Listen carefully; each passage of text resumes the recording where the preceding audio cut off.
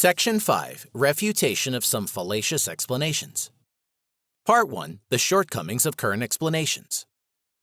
The current explanations of modern nationalism are far from recognizing that nationalism within our world of international division of labor is the inevitable outcome of etatism. We have already exposed the fallacies of the most popular of these explanations, namely of the Marxian theory of imperialism. We have now to pass in review some other doctrines. The faultiness of the Marxian theory is due to its bad economics. Most of the theories with which we shall deal now do not take economic factors into account at all. For them, nationalism is a phenomenon in a sphere not subject to the influence of factors commonly called economic. Some of these theories even go so far as to assert that nationalistic motivations arise from an intentional neglect of economic matters for the other matters. A thorough scrutiny of all these dissenting opinions would require an examination of all the fundamental problems of social life and social philosophy. We cannot achieve this in a study devoted to nationalism and the conflicts it has aroused, but must limit ourselves to the problems under investigation.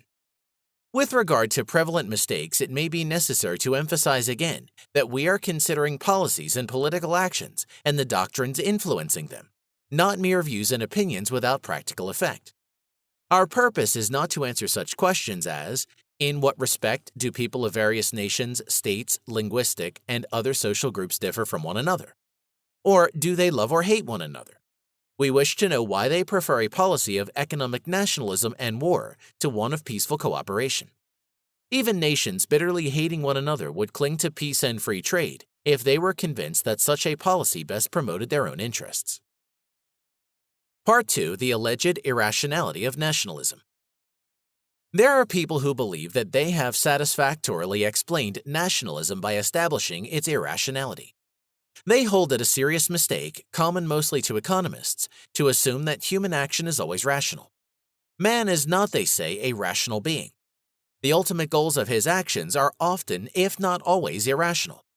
The glory and the greatness of their own nation, state, race, linguistic group, or social class are such irrational goals, which men prefer to increase in wealth and welfare, or to the improvement of their standard of living.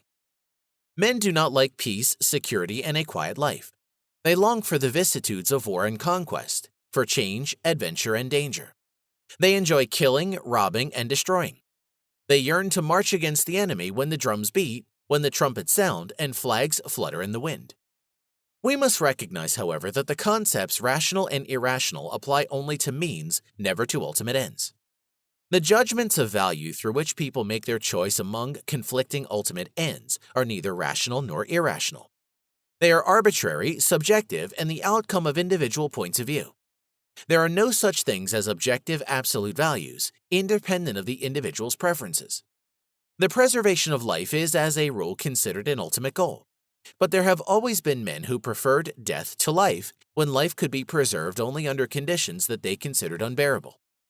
Human actions consist always in a choice between two goods or two evils which are not deemed equivalent. Where there is perfect equivalence, man stays neutral, and no action results. But what is good and what is better, or what is bad and what is worse, is decided according to subjective standards, different with different individuals and changing with the same individuals according to circumstances. As soon as we apply the concepts rational and irrational to judgments of value, we reduce ends to means. We are referring to something which we have set as a provisional end and considering the choice made on the basis of whether it is an efficient means to attain this end. If we are dealing with other people's actions, we are substituting our own judgments for theirs. And if we are dealing with our own past actions, we are substituting our present valuations for our valuations at the instant in which we acted. Rational and irrational always mean reasonable or not from the point of view of the end sought. There is no such thing as absolute rationality or irrationality. We may now understand what people are trying to say when they ascribe irrational motives to nationalism. They mean that liberalism was wrong in assuming that men are more eager to improve the material conditions of their well-being than to attain other ends. Example, national glory, the enjoyment of the dangerous life, or an indulgence in a taste for sadistic pleasures. Men, they say, have rejected capitalism and free trade because they aim at goals other than those that liberalism considers supreme. They do not seek a life free from want and fear or one of steadily increasing security and riches, but the particular satisfactions with which the totalitarian dictators provide them. Whether these statements are true or untrue cannot be determined by philosophical or a priori considerations. These are statements about facts. We need to ask whether the attitude of our contemporaries is really such as these explanations would have us believe. There is no doubt that there really are some people who prefer the attainment of other ends to the improvement of their own material well-being. There have always been men who voluntarily renounced many pleasures and satisfactions in order to do what they considered right and moral. Men have preferred martyrdom to the renunciation of what they believe to be true. They have chosen poverty and exile because they wanted to be free in the search for truth and wisdom. All that is noblest in the progress of civilization, welfare, and enlightenment has been the achievement of such men who braved every danger and defied the tyranny of powerful kings and fanatical masses. The pages of history tell us the epic of heretics burned at the stake, of philosophers put to death from Socrates to Giordano Bruno, of Christians and Jews heroically clinging to their faith in spite of murderous persecutions, and of many other champions of honesty and fidelity whose martyrdom was less spectacular but no less genuine. But these examples of self-denial and readiness to sacrifice have always been exceptional. They have been the privilege of a small elite. It is furthermore true that there have always been people who have sought power and glory, but such aspirations are not contrary to the common longing for more wealth, higher income, and more luxuries. The thirst for power does not involve the renunciation of material improvement. On the contrary, men want to be powerful in order to acquire more wealth than they could get by other methods. Many expect to acquire more treasures by robbing others than they could get by serving consumers. Many choose an adventurous career because they were confident that they could succeed better that way. Hitler, Goebbels, and Goering were simply unfit for any honest job. They were complete failures in the peaceful business of capitalist society. They strove for power, glory, and leadership, and thus became the richest men in present-day Germany. It is nonsense to assert that the will to power with them is something contrary to the longing for more material well-being. The explanation of modern nationalism and war with which we have to deal at this point in our investigation refers not only to the leaders but also to their followers. With regard to these, the question is it true that people, the voters, the masses of our contemporaries, have intentionally abandoned liberalism, capitalism, and free trade and substituted for them etatism, interventionism or socialism, economic nationalism, and wars and revolutions, because they care more for a dangerous life in poverty than for a good life in peace and security? Do they really prefer being poorer in an environment where no one is better off than they, to being richer within a market society where there are people wealthier than they? Do they choose the chaos of interventionism, socialism, and endless wars, although they are fully aware that this must mean poverty and hardships for them? Only a man lacking all sense of reality or common observation could venture to answer these questions in the affirmative. Clearly, men have abandoned liberalism and are fighting capitalism because they believe that interventionism, socialism, and economic nationalism will make them richer, not poorer. The socialists did not and do not say to the masses, "We want to lower your standard of living." The protectionists do not say, "Your material well-being will suffer by import duties." The interventionists do not recommend their measures by pointing out their detrimental effects for the commonweal. On the contrary, all these groups insist again and again that their policy will make their partisans richer. People favor etatism because they believe that it will make them richer. They denounce capitalism because they believe that it deprives them of their fair share.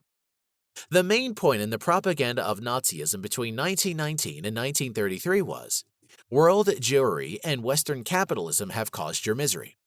We will fight these foes, thus rendering you more prosperous." German Nazis and Italian fascists fought for raw materials and fertile soil, and they promised their followers a life of wealth and luxury.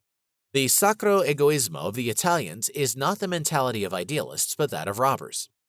Mussolini did not praise the dangerous life for its own sake, but as a means of getting rich booty. When Goering said that guns are more important than butter, he explained that Germans in the immediate future had to restrict their consumption of butter in order to get the guns necessary for the conquest of all the treasures of the world. If this is altruism, self-denial, or irrational idealism, then the gentlemen of Brooklyn's murder syndicate were the most perfect altruists and idealists. The nationalists of all countries have succeeded in convincing their followers that only the policies they recommend are really advantageous to the well-being of the whole nation and of all its honest citizens, of the we, and that all other parties are treacherously ready to sell their own nation's prosperity to foreigners, to the they. By taking the name nationalist, they insinuate that the other parties favor foreign interests.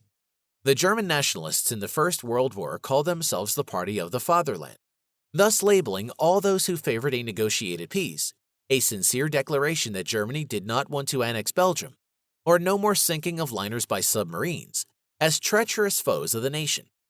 They were not prepared to admit that their adversaries also were honest in their affection for the commonweal. Whoever was not a nationalist was in their eyes an apostate and traitor. This attitude is common to all contemporary anti-liberal parties. The so-called labor parties, for example, pretend to recommend the only means favorable to the, of course, material interests of labor. Whoever opposes their program becomes for them a foe of labor. They do not permit rational discussion concerning the expediency of their policies for the workers. They are infatuated enough to pay no attention at all to the objections raised against them by economists. What they recommend is good, what their critics urge is bad for labor. This intransigent dogmatism does not mean that nationalists or labor leaders are in favor of goals other than those of the material well-being of their nations or classes. It merely illustrates a characteristic feature of our day, the replacement of reasonable discussion by the errors of polylogism. We will deal with this phenomenon in a later chapter. Part 3. The Aristocratic Doctrine. Among the infinity of fallacious statements and factual errors that go to form the structure of Marxian philosophy, there are two that are especially objectionable. Marx asserts that capitalism causes increasing pauperization of the masses and blithely contends that the proletarians are intellectually and morally superior to the narrow-minded, corrupt, and selfish bourgeoisie. It is not worthwhile to waste time in a refutation of these fables. The champions of a return to oligarchic government see things from a quite different angle. It is a fact, they say, that capitalism has poured a horn of plenty for the masses who do not know why they become more prosperous from day to day. The proletarians have done everything they could to hinder or slow down the pace of technical innovations. They have even destroyed newly invented machines. Their unions today still oppose every improvement in methods of production. The entrepreneurs and capitalists have had to push the reluctant and unwilling masses toward a system of production which renders their lives more comfortable. Within an unhampered market society, these advocates of aristocracy go on to say, there prevails a tendency toward a diminution of the inequality of incomes. While the average citizen becomes wealthier, the successful entrepreneurs seldom attain wealth which raises them far above the average level. There is but a small group of high incomes, and the total consumption of this group is too insignificant to play any role in the market. The members of the upper middle class enjoy a higher standard of living than the masses, but their demands are also unimportant in the market. They live more comfortably than the majority of their fellow citizens, but they are not rich enough to afford a style of life substantially different. Their dress is more expensive than that of the lower strata, but it is of the same pattern and is adjusted to the same fashions. Their bathrooms and their cars are more elegant, but the service they render is substantially the same. The old discrepancies in standards have shrunk to differences that are mostly but a matter of ornament. The private life of a modern entrepreneur or executive differs much less from that of his employees than, centuries ago, the life of a feudal landlord differed from that of his serfs. It is, in the eyes of these pro-aristocratic critics, a deplorable consequence of this trend toward equalization and a rise in mass standards that the masses take a more active part in the nation's mental and political activities. They not only set artistic and literary standards, they are supreme in politics also. They now have comfort and leisure enough to play a decisive role in communal matters. But they are too narrow-minded to grasp the sense in sound policies. They judge all economic problems from the point of view of their own positions in the process of production. For them, the entrepreneurs and capitalists, indeed most of the executives, are simply idle people whose services could easily be rendered by anyone able to read and write. The masses are full of envy and resentment. They want to expropriate the capitalists and entrepreneurs whose fault it is to have served them too well. They are absolutely unfit to conceive the remoter consequences of the measures they are advocating.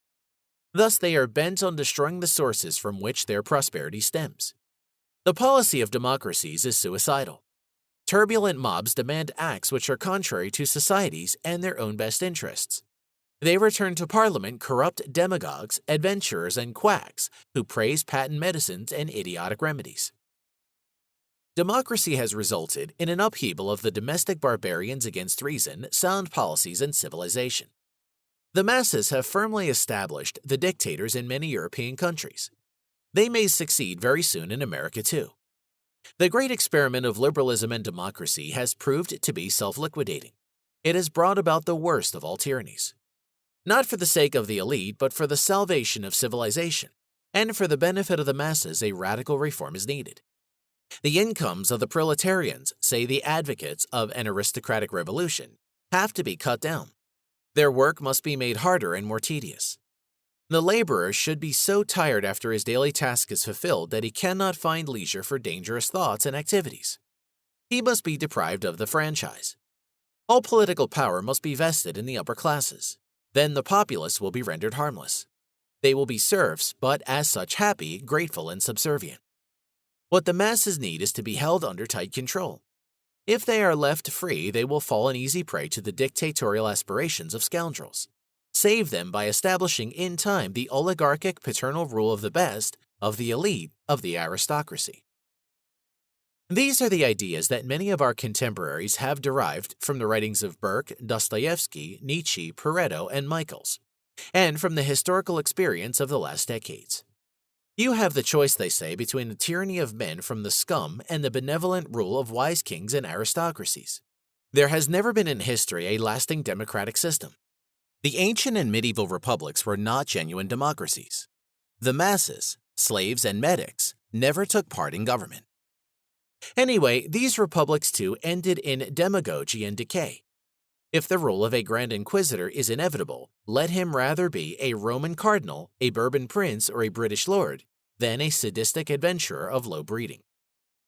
The main shortcoming of this reasoning is that it greatly exaggerates the role played by the lower strata of society in the evolution toward the detrimental present-day policies. It is paradoxical to assume that the masses, whom the friends of oligarchy describe as riffraff, should have been able to overpower the upper classes, the elite of entrepreneurs, capitalists, and intellectuals, and to impose on them their own mentality. Who is responsible for the deplorable events of the last decades? Did perhaps the lower classes, the proletarians, evolve the new doctrines? Not at all. No proletarian contributed anything to the construction of anti-liberal teachings. At the root of the genealogical tree of modern socialism, we meet the name of the depraved scion of one of the most eminent aristocratic families of royal France. Almost all the fathers of socialism were members of the upper middle class or of the professions. The Belgian Henri de Man, once a radical left-wing socialist, today a no less radical pro-Nazi socialist, was quite right in asserting, if one accepted the misleading Marxist expression which attaches every social ideology to a definite class, one would have to say that socialism as a doctrine, even Marxism, is of bourgeois origin. Neither did interventionism and nationalism come from the scum. They also are products of the well-to-do. The overwhelming success of these doctrines, which have proved so detrimental to peaceful social cooperation and now shake the foundations of our civilization, is not an outcome of lower-class activities. The proletarians, the workers, and the farmers are certainly not guilty. Members of the upper class were the authors of these destructive ideas. The intellectuals converted the masses to this ideology. They did not get it from them. If the supremacy of these modern doctrines is a proof of intellectual decay, it does not demonstrate that the lower strata have conquered the upper ones. It demonstrates rather the decay of the intellectuals and of the bourgeoisie. The masses, precisely because they are dull and mentally inert, have never created new ideologies. This has always been the prerogative of the elite. The truth is that we face a degeneration of a whole society and not an evil limited to some parts of it.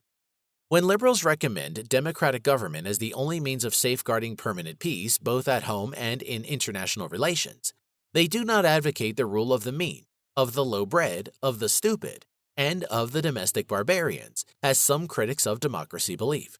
They are liberals and Democrats precisely because they desire government by the men best fitted for the task. They maintain that those best qualified to rule must prove their abilities by convincing their fellow citizens so that they will voluntarily entrust them with office. They do not cling to the militarist doctrine, common to all revolutionaries, that the proof of qualification is the seizure of office by acts of violence or fraud. No ruler who lacks the gift of persuasion can stay in office long. It is the indispensable condition of government. It would be an idle illusion to assume that any government, no matter how good, could lastingly do without public consent. If our community does not beget men who have the power to make sound social principles generally acceptable, civilization is lost, whatever the system of government may be. It is not true that the dangers to the maintenance of peace, democracy, freedom, and capitalism are a result of a revolt of the masses. They are an achievement of scholars and intellectuals, of sons of the well-to-do, of writers and artists pampered by the best society. In every country of the world, dynasties and aristocrats have worked with the socialists and interventionists against freedom. Virtually all the Christian churches and sects have espoused the principles of socialism and interventionism. In almost every country, the clergy favor nationalism. In spite of the fact that Catholicism is world-embracing, even the Roman Church offers no exception. The nationalism of the Irish, the Poles, and the Slovaks is to a great extent an achievement of the clergy. French nationalism found most effective support in the Church. It would be vain to attempt to cure this evil by a return to the rule of autocrats and noblemen. The autocracy of the Tsars in Russia or that of the Bourbons in France, Spain, and Naples was not an assurance of sound administration. The Hohenzollerns and the Prussian Junkers in Germany and the British ruling groups have clearly proved their unfitness to run a country. If worthless and ignoble men control the governments of many countries, it is because eminent intellectuals have recommended their rule. The principles according to which they exercise their powers have been framed by upper-class doctrinaires and meet with the approval of intellectuals. What the world needs is not constitutional reform but sound ideologies. It is obvious that every constitutional system can be made to work satisfactorily when the rulers are equal to their task. The problem is to find the men fit for office. Neither a priori reasoning nor historical experience has disproved the basic idea of liberalism and democracy, that the consent of those ruled is the main requisite of government. Neither benevolent kings nor enlightened aristocracies, nor unselfish priests or philosophers, can succeed when lacking this consent. Whoever wants lastingly to establish good government must start by trying to persuade his fellow citizens and offering them sound ideologies. He is only demonstrating his own incapacity when he resorts to violence, coercion, and compulsion instead of persuasion. In the long run, force and threat cannot be successfully applied against majorities. There is no hope left for a civilization when the masses favor harmful policies. The elite should be supreme by virtue of persuasion, not by the assistance of firing squads. Part 4. Misapprehended Darwinism. Nothing could be more mistaken than the now fashionable attempt to apply the methods and concepts of the natural sciences to the solution of social problems. In the realm of nature, we cannot know anything about final causes, by reference to which events can be explained. But in the field of human actions, there is the finality of acting men. Men make choices. They aim at certain ends and they apply means in order to attain the ends sought. Darwinism is one of the great achievements of the 19th century. But what is commonly called social Darwinism is a garbled distortion of the ideas advanced by Charles Darwin. It is an ineluctable law of nature, say these pseudo-Darwinists, that each living being devours the smaller and weaker ones, and that when its turn comes, it is swallowed by a still bigger and stronger one. In nature, there are no such things as peace or mutual friendship. In nature, there is always struggle and merciless annihilation of those who do not succeed in defending themselves. Liberalism's plans for eternal peace are the outcome of an illusory rationalism.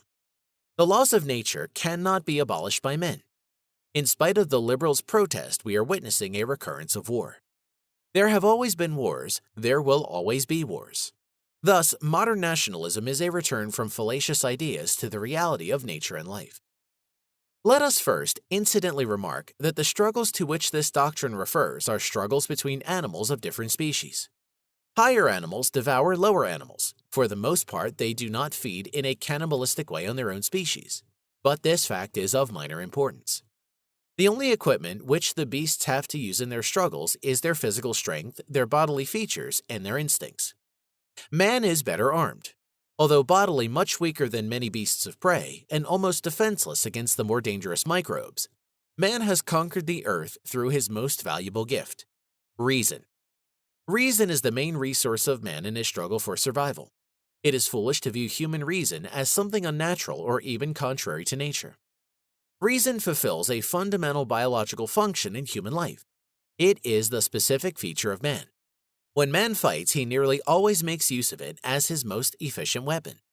Reason guides his step in his endeavors to improve the external conditions of his life and well-being. Man is the reasonable animal, Homo sapiens. Now, the greatest accomplishment of reason is the discovery of the advantages of social cooperation and its corollary, the division of labor. Thanks to this achievement, man has been able to centuple his progeny and still provide for each individual a much better life than nature offered to his non-human ancestors some 100,000 years ago. In this sense, that there are many more people living today and that each of them enjoys a much richer life than his fathers did, we may apply the term progress. It is, of course, a judgment of value and as such arbitrary. But it is made from a point of view which practically all men accept, even if they, like Count Tolstoy or Mahatma Gandhi, seem unconditionally to disparage all our civilization. Human civilization is not something achieved against nature. It is rather the outcome of the working of the innate qualities of men. Social cooperation and war are in the long run incompatible. Self-sufficient individuals may fight each other without destroying the foundations of their existence. But within the social system of cooperation and division of labor, war means disintegration. The progressive evolution of society requires the progressive elimination of war. Under present conditions of international division of labor, there is no room left for wars. The great society of world-embracing mutual exchange of commodities and services demands a peaceful coexistence of states and nations. Several hundred years ago, it was necessary to eliminate the wars between the noblemen ruling various countries and districts in order to pave the way for a peaceful development of domestic production. Today, it is indispensable to achieve the same for the world community. To abolish international war is not more unnatural than it was 500 years ago to prevent the barons from fighting each other, or 2,000 years ago to prevent a man from robbing and killing his neighbor. If men do not now succeed in abolishing war, civilization and mankind are doomed. From a correct Darwinist viewpoint, it would be right to say, social cooperation and division of labor are man's foremost tools in his struggle for survival. The intensification of this mutuality in the direction of a world-embracing system of exchange has considerably improved the conditions of mankind. The maintenance of the system requires lasting peace. The abolition of war is therefore an important item in man's struggle for survival. Part 5. The role of chauvinism. Confusing nationalism and chauvinism, or explaining nationalism as a consequence of chauvinism, is a widespread error. Chauvinism is a disposition of character and mind. It does not result in action. Nationalism is, on the other hand, a doctrine recommending a certain type of action and, on the other hand, the policy by which this action is consummated. Chauvinism and nationalism are therefore two entirely different things. The two are not necessarily linked together. Many old liberals were also chauvinists. But they did not believe that inflicting harm upon other nations was the proper means of promoting the welfare of their own nation. They were chauvinists but not nationalists. Chauvinism is a presumption of the superiority of the qualities and achievements of one's own nation. Under present condition, this means in Europe of one's own linguistic group. Such arrogance is a common weakness of the average man. It is not too difficult to explain its origin. Nothing links men more closely together than a community of language, and nothing segregates them more effectively than a difference of language. We may just as well invert this statement by asserting that men who associate with each other use the same idiom, and men between whom there is no direct intercourse do not. If the lower classes of England and of Germany had more in common with each other than with the upper strata of the society of their own countries, then the proletarians of both countries would speak the same idiom, a language different from that of the upper classes. When, under the social system of the 18th century, the aristocracies of various European countries were more closely linked with each other than with the commoners of their own nation, they used a common upper-class language, French. The man who speaks a foreign language and does not understand our language is a barbarian, because we cannot communicate with him. A foreign country is one where our own idiom is not understood. It is a great discomfort to live in such a country. It brings about uneasiness and homesickness. When people meet other people speaking a foreign language, they regard them as strangers. They come to consider those speaking their own tongue as more closely connected, as friends. They transfer the linguistic designations to the people speaking the languages. All those speaking Italian as their main and daily language are called Italians. Next, the linguistic terminology is used to designate the country in which the Italians live, and finally to designate everything in this country that differs from other countries. People speak of Italian cooking, Italian wine, Italian art, Italian industry, and so on. Italian institutions are naturally more familiar to the Italians than foreign ones. As they call themselves Italians in speaking of these institutions, they use the possessive pronouns mine and our. Overestimation of one's own linguistic community and of everything commonly called by the same adjective as the language is psychologically not more difficult to explain than the overvaluation of an individual's own personality or underestimation of that of other persons. The contrary, undervaluation of a man's own personality and nation, and overestimation of other people and of foreign countries, may sometimes happen too, although more rarely. At any rate, it must be emphasized that chauvinism was more or less restricted up to the beginning of the 19th century. Only a small minority had a knowledge of foreign countries, languages, and institutions, and these few were, in the main, educated enough to judge foreign things in a relatively objective way.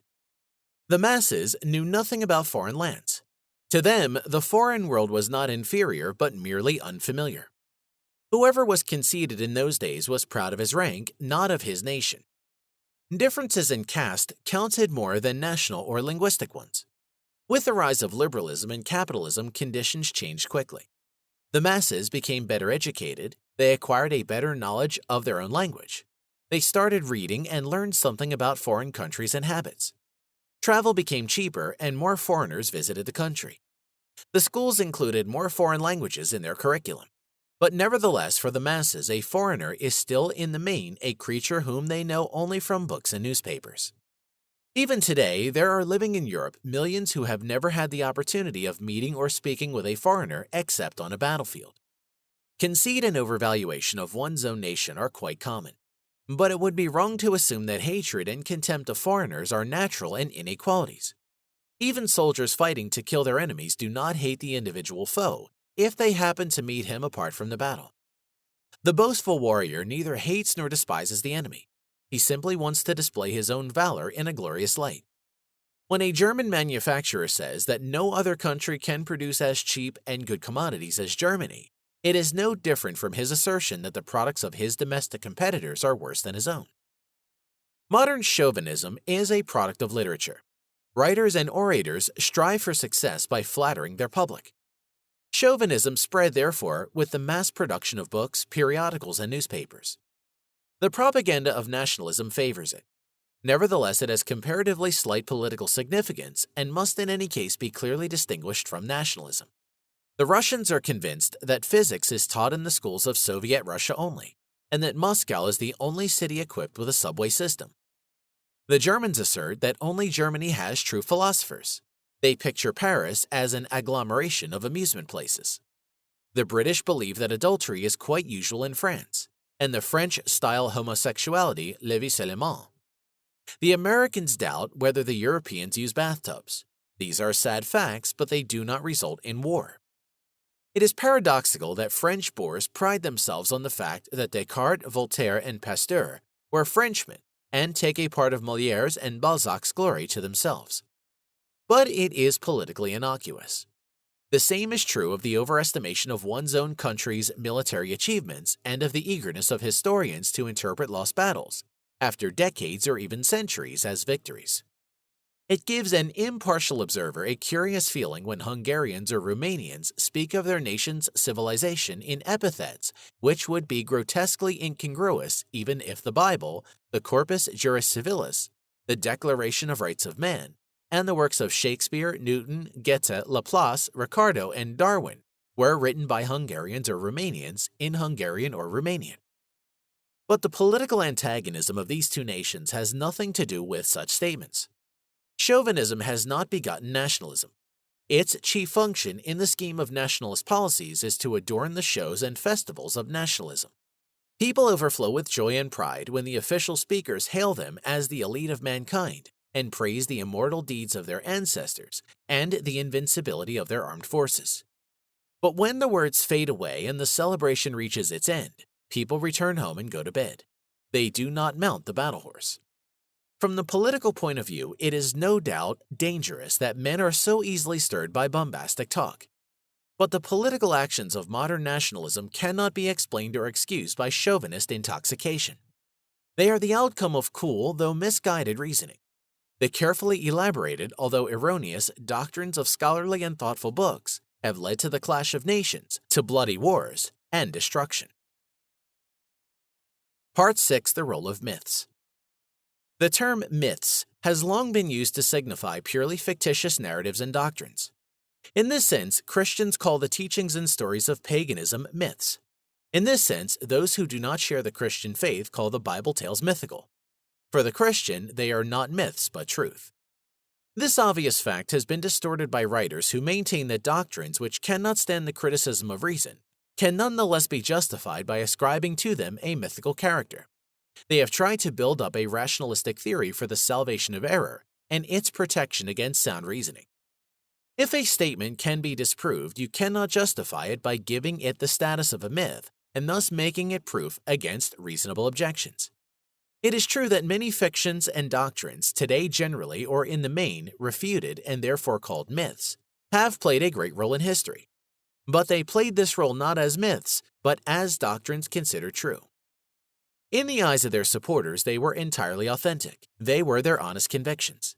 They turned to myths in the eyes of those who considered them fictitious and contrary to fact, and who therefore did not let their actions be influenced by them. For Georges Sorel, a myth is the imaginary construction of a future successful action. But we must add, to estimate the value of a method of procedure, one point only has to be taken into account, namely whether or not it is a suitable means to attain the end sought. If reasonable examination demonstrates that it is not, it must be rejected. It is impossible to render an unsuitable method of procedure more expedient by ascribing to it the quality of a myth. Sorel says, if you place yourself on this ground of myths, you are proof against any kind of critical refutation. But the problem is not to succeed in polemic by taking recourse to subtleties and tricks. The only question is whether or not action guided by the doctrine concerned will attain the end sought. Even if one sees, as Sorel does, the task of myths to be that of equipping men to fight for the destruction of what exists, one cannot escape the question, do these myths represent an adequate means to achieve this task? It needs to be pointed out incidentally that destruction of existing conditions alone cannot be considered as a goal. It is necessary to build up something new in the place of what is destroyed. If it is proved by reasonable demonstration that socialism as a social system cannot realize what people wish or expect to realize through it, or that the general strike is not the appropriate means for the attainment of socialism, you cannot change these facts by declaring, as Sorel did, that socialism and the general strike are myths. People who cling to socialism and the general strike wish to attain certain aims through them. They are convinced that they will succeed by these methods. It is not as myths, but as doctrines considered to be correct and well-founded, that socialism and the general strike are supported by millions of men. Some freethinkers say Christianity is an absurd creed, a myth, yet it is useful that the masses should adhere to the Christian dogmas. But the advantage that these freethinkers expect depends upon the masses actually taking the Gospels as truth. It could not be attained if they were to regard the commandments as myths. Whoever rejects a political doctrine as wrong agrees with the generally accepted terminology in calling it a myth. But if he wants to profit from a popular superstition in order to attain his own ends, he must be careful not to disparage it by calling it a myth openly. For he can make use of this doctrine only so long as others consider it to be truth. We do not know what those princes of the 16th century believed who joined the religious Reformation. If not sincere conviction, but the desire for enrichment guided them, then they abused the faith of other people for the sake of their own selfish appetites. They would have prejudiced their own interests, however, if they had called the new creed mythical. Lenin was cynical enough to say that revolutions must be achieved with the catchwords of the day. And he achieved his own revolution by affirming publicly, against his better conviction, the catchwords that had taken hold of public opinion. Some party leaders may be capable of being convinced of the falsehood of their party's doctrine, but doctrines can have real influence only so far as people consider them right. Socialism and interventionism, etatism and nationalism are not myths in the eyes of their advocates, but doctrines indicating the proper way to the attainment of their aims. The power of these teachings is based on the firm belief of the masses that they will effectively improve their lot by applying them. Yet they are fallacious. They start from false assumptions and their reasoning is full of paralogisms. Those who see through these errors are right in calling them myths. But as long as they do not succeed in convincing their fellow citizens that these doctrines are untenable, the doctrines will dominate public opinion and politicians and statesmen will be guided by them. Men are always liable to error. They have erred in the past. They will err in the future. But they do not err purposely. They want to succeed and they know very well that the choice of inappropriate means will frustrate their actions. Men do not ask for myths, but for working doctrines that point the right means for the end sought. Nationalism in general, and Nazism in particular, are neither intentional myths nor founded or supported by intentional myths. They are political doctrines and policies, though faulty, and are even scientific in tint. If somebody were prepared to call myths the variations on themes like, "We are the salt of the earth," or "We are the chosen people," in which all nations and castes have indulged in one way or another, we should have to refer to what has been said about chauvinism. This is music for the enchantment and gratification of the community, mere pastime for the hours not devoted to political business. Politics is activity and striving toward aims. It should not be confused with mere indulgence in self-praise and self-adulation.